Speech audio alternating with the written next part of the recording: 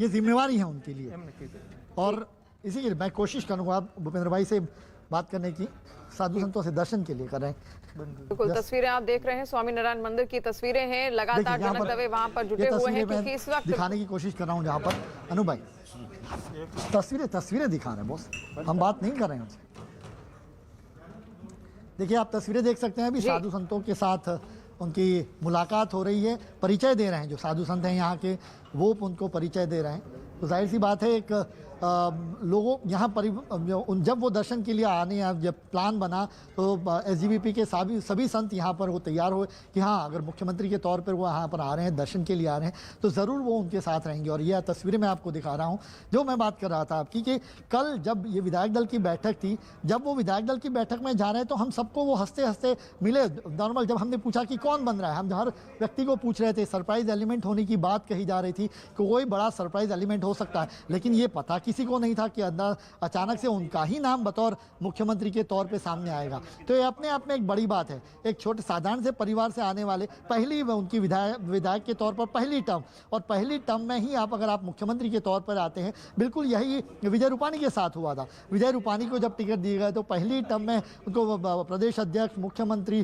तक का उन्होंने सफर हमने देखा। तो यहाँ पर भी 2017 में जब घाटलोड़िया विधानसभा से उनको जब टिकट दिया गया तो कभी अंदाज़ा नहीं था उनको भी, हाँ बहुत वो भूमिका निभाते रहे हैं बतौर पार्षद के तौर पर, ओडा के चेयरमैन के तौर पर, कोई बड़ी जिम्मेवारी के तौर पे वो नहीं कभी काम किए, लेकिन हर जो उनके कार्यकर्ता उनके चुनाव क्षेत्र में हो, साधारण से कार्यकर्ता के तौर पर वो लोगों के बीच में रहे।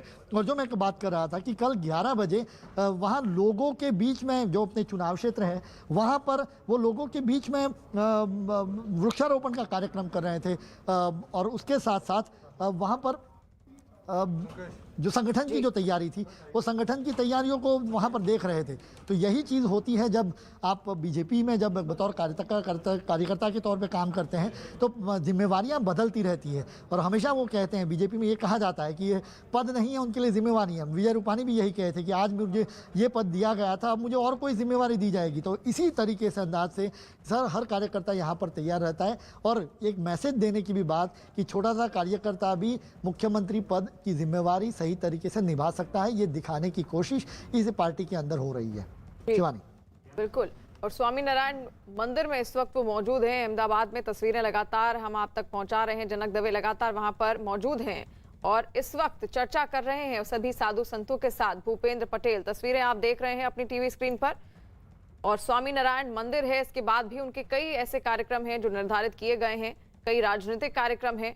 शपथ ग्रहण से पहले कई तरह के उनके कार्यक्रम निर्धारित हैं, जिसके बाद अब यहां से वो हो सकता है विजय रूपाणी से मुलाकात करने जाएं।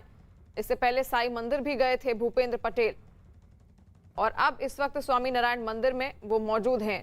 शपथ ग्रहण को लेकर कई तरह की तैयारियां भी हैं।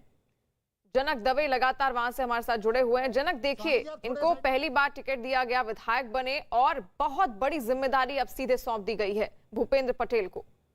अरे भैया थोड़ा साइड हो जाओ ना। शिवानी अपना सवाल दोहराएंगी? जी, एक बहुत बड़ी जिम्मेदारी की ओर आगे बढ़ रहे हैं भूपेंद्र पटेल। जनक, जाहिर सी बात है। देखिए उनको जिम्मेवारी दी गई एक पाटीदार चेहरा के तौर पे, काफ़ी कास्ट इक्वेशन को भी ध्यान में रखते हुए उनको जिम्मेवारी दी गई। अब इतना आसान नहीं होगा, तो आपको हमें ये देखना होगा कि विजय रूपाणी को क्यों हटाया गया। कहीं ना कहीं कुछ एडमिनिस्ट्रेटिव लेकिंग ज़रूर रही, तो सबसे पहले वो सुधार करना होगा। उनको ये संदेश देना होगा कि वो आक्रामक नेता के तौर पर काम कर सकते हैं। और इतना ही नहीं, अब चूँकि संगठन के साथ कदम से कदम ताल मिलाना होगा, क्योंकि वहाँ पर भी नए पिछले साल ही जब जुलाई महीने में CR पाटिल को ये जिम्मेवारी दी गई, तो जाहिर सी बात है कि वो सारी तैयारियां करते रहे कि अब संगठन के साथ वो कदम ताल करें। और सभी जो कि अब टारगेट के साथ चले हैं। पिछली बार भी एक संगठन में आप देखें तो काफ़ी अच्छा बेहतर परफॉर्मेंस रहा था, लेकिन कहीं ना कहीं संगठन और सरकार के बीच में टकराव ही वह वजह बनी, और इसी के चलते विजय रूपाणी को अपने पद से इस्तीफा देना पड़ा। और उसके बाद जब भूपेंद्र पटेल को जब लाया गया यहाँ पर, तो जाहिर है वो इतना आसान नहीं होगा। विजय रूपाणी का इतना लंबा का अनुभव बावजूद वो एडमिनिस्ट्रेटिव स्तर पर अगर उन पर सवाल उठते हैं उनकी कार्यशैली को लेकर, तो जाहिर है वो कार्यशैली में बदलाव लाना, उसके साथ एक मैसेज देना कि एडमिनिस्ट्रेटिव कमांड और प्रशासनिक कमांड उनके पास है, और वो वो को देना होगा और यही होगा तभी उसके बाद ही, क्योंकि चुनौतियां बहुत होगी, क्योंकि अब गुजरात के अंदर आम आदमी पार्टी भी उतनी आक्रामक तरीके से काम कर रही है। तो तमाम मोर्चों पर संगठन और सरकार के साथ कदम ताल मिलाते हुए तमाम राजनीतिक चुनौतियां हैं उनके सामने, उनसे निपटना होगा। और जो टारगेट है, चूंकि आप देखिए 2017 में 99 सीटें लाए थे और इसी के चलते 99 सीट पीएम मोदी और अमित शाह के गृह राज्य में इतना परफॉर्मेंस का खराब होना, ये किसी भी तरीके से चलाया नहीं जा सकता। हालांकि बाद में 111 विधायक जरूर है, राज्यसभा चुनाव के वक्त कांग्रेस से विधायकों को लाया गया और फिर चुनाव जिताकर बीजेपी का आंकड़ा 111 जरूर बनाया गया। लेकिन जब पीएम मोदी गुजरात के मुख्यमंत्री थे, 2/3 बहुमत के आसपास बीजेपी यहाँ कंफर्ट मेजोरिटी के साथ जीती थी। लेकिन 99 में 2017 के नतीजों में ये नहीं हुआ था और इसी के चलते अब आक्रामक तेवर के साथ नए मुख्यमंत्री को